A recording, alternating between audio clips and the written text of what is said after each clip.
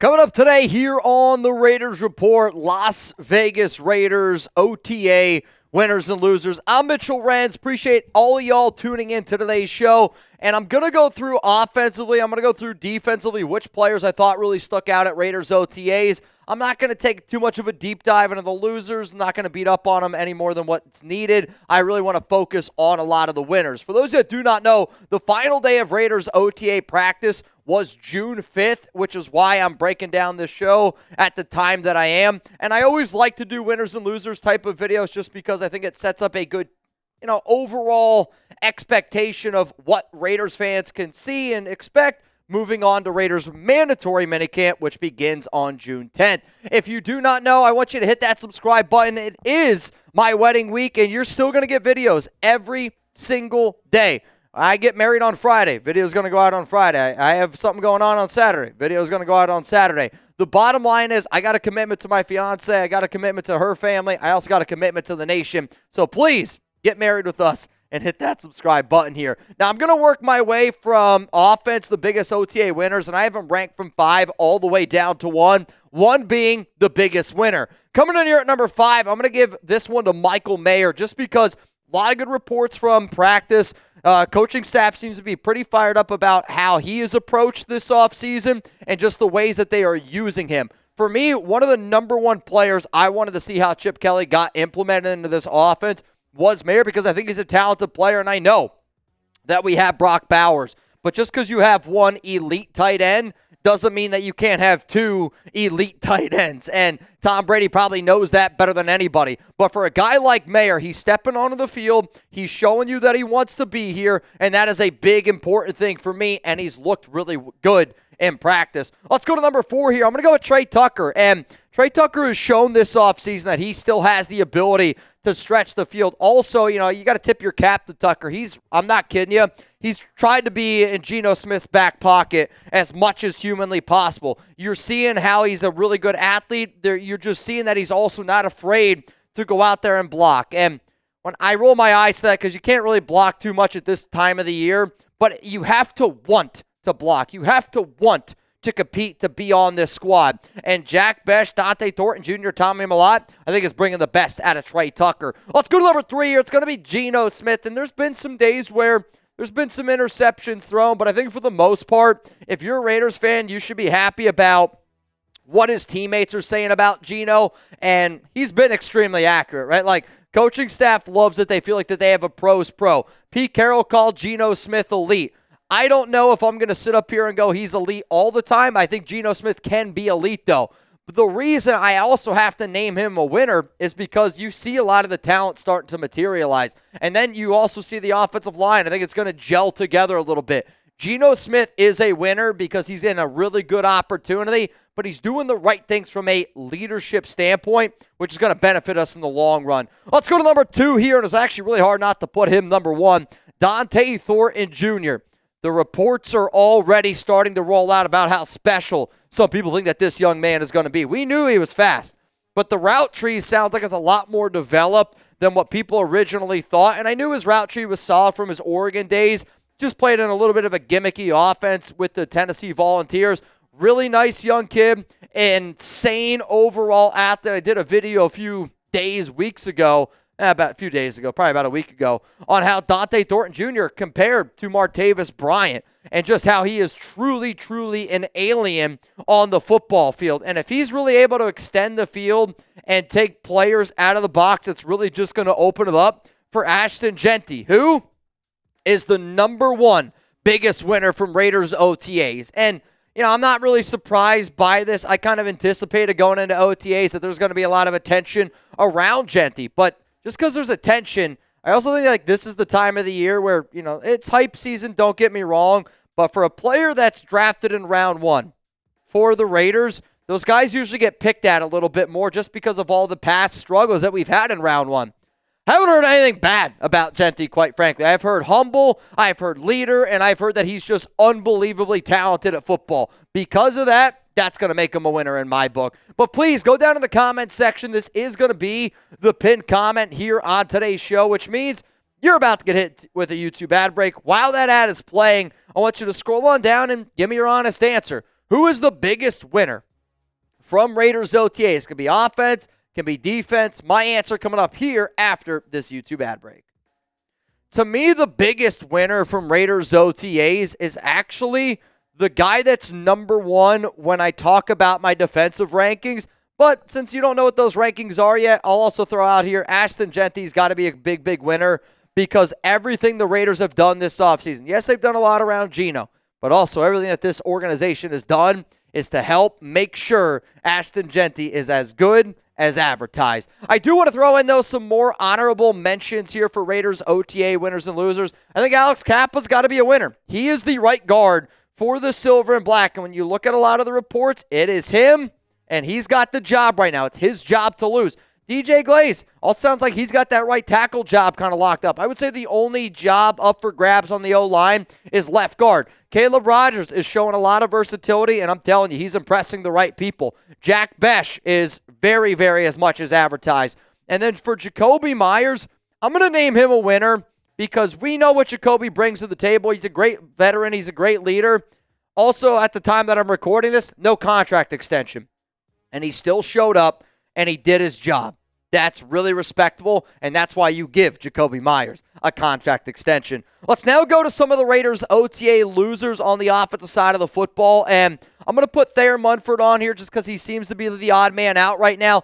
Dylan Parham, I'm also going to throw on here just because he is competing with Jordan Meredith for that left guard spot, and when you have started the amount of games that Parham has, you probably don't want to be in a competing standpoint where you might lose the job. Also, you might win the job going into that final year of your contract. And then Zamir White, I'll be I don't want to say very transparent. I've heard that, not that he seems disinterested, but it definitely, you can tell that Zamir White knows that he's in a shitty situation. Let's leave it like that. And we all know Zamir White's in a shitty situation, but he kind of put himself there. Coming up next here on the show, let's get into some of these Raiders OTA winners and losers on the defensive side of the football. And a reminder, the person that is number one on defense, I believe, is the biggest winner to Raiders OTAs this entire offseason. Before I get into that, though, I am doing a fantasy football league with a bunch of the real ones, and I want the real ones to know, because if you're watching this video in June, that's what a real one is to me. 12-team league, 2 spots were given away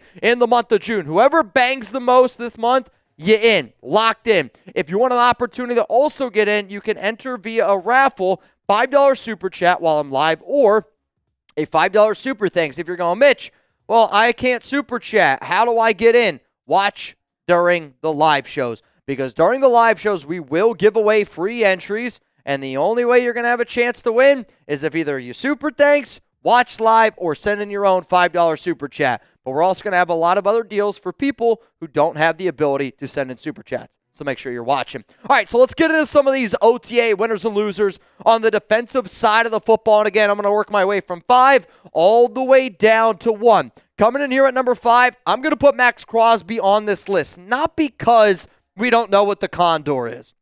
Everybody knows what Mad Max is. Here's what I'm going to say. He's healthy. And it's like, I would say the first time that he's been as healthy as what he is this early in the offseason. He's also motivated to be able to prove to people that he is that dude, because when you suffer injuries and you don't put up the numbers, when you have a year where you have only 7.5 sacks, his lowest sack number, he wants to show people that, hey, I'm about to be that guy that's going to be the highest paid defensive end in the NFL again, right? Like, he wants to show people that he deserved that contract. But having him out there on the field, being that leader, setting the tone, when a guy like Maxx Crosby gives you 110% every day and competes, that makes everybody else go out there and compete. Coming in here at number 4 for winners on defense, Tommy Eichenberg. And I've heard, minimal things on some of the linebackers, but I've heard a lot of good news, honestly, on Eichenberg. He's made some good key plays in Raiders practice, had a few interceptions, has made some big time, he's stepped up. When Amari Burney ended up going down, the Raiders ended up bringing Jalen Smith. And I would say right now, Eichenberg has a slight advantage over the rookie Cody Lindenberg, but there is a lot of good competition. Quite frankly, there's a lot of good competition in the linebacker room in general. I've heard good things about Jones. I've heard good things about UDFA Jalen Walker. The Raiders brought in Barrett earlier, like 2 weeks ago. But Tommy Eichenberg has to be a name to be thrown out there because he is making legit strides this offseason. Let's go to number 3 here. It's going to be Jeremy Chinn. And Chinn, I wanted to see how he was used And again, like still, it's the offseason. You're probably not going to get too much insight. The Raiders are using Jeremy Chinn the way that Pete Carroll defenses used to use Cam Chancellor. And quite frankly, I think it's like the perfect role for Chinn. I have heard good things in terms of him being able to cover. I've heard great things in terms of him being a leader. And when they're finally able to start hitting some people, Chinn is really going to shine. Let's go to number 2 here. It's going to be Darien Porter, the rookie who the Raiders drafted in the 3rd round, and he's been working predominantly with the ones. I'll be curious to see if he sticks with the ones, kind of like once Jakobi Bennett gets 100% fully back and he's healthy. Yes, Bennett's been out there practicing, but Porter's been working with the ones. Extremely smart player. A lot of Raiders players have also been noticing him. Pete Carroll has been noticing him. But for Darien Porter, the upside is there. And you can see already that he's got some of that wide receiver background. And because he's so long and he's lanky, he is really showing that I actually think he's the second most athletic corner that we have. And, maybe the most athletic corner that we have is Jakobi Bennett. Because when you look at RAS scores, Jakobi is right up there, higher than Darien. DeCamerion Richardson is an absolute stud. But to me, the number one biggest winner from Raiders OTAs, I'm going to say it's Eric Stokes. Because if you would have asked Raiders fans, out of Darien Porter, Eric Stokes, and Jakobi Bennett, who's going to be the odd man out if they are only going to start 2 out of those 3 names? I think 90% of the votes would have came in for Eric Stokes because the Raiders drafted Porter, and we know how good Jakobi Bennett was last season. He was the best corner the Raiders had. He was better than Nate Hobbs. He was better than Jack Jones. The Raiders moved on from Jones. They kept Jakobi. But because Stokes has been working predominantly with the ones, I think you got to say that Eric Stokes is the biggest winner from Raiders OTAs so far. It's wedding week here, nation. I'm excited to be able to, talk to y'all about, my relationship. I'm excited that we've been able to build such a cool, platform and community here. If you don't know, at Mitchell Renz 365, a lot of photos, a lot of videos from the wedding all week. If any breaking news happens, Chugs has got you covered. Follow him on Twitter at Jeremy Chugs. But the question that I have before I get out of here, because I'm trying to be a winner, not trying to be a loser, what is the best advice you have for the wedding day?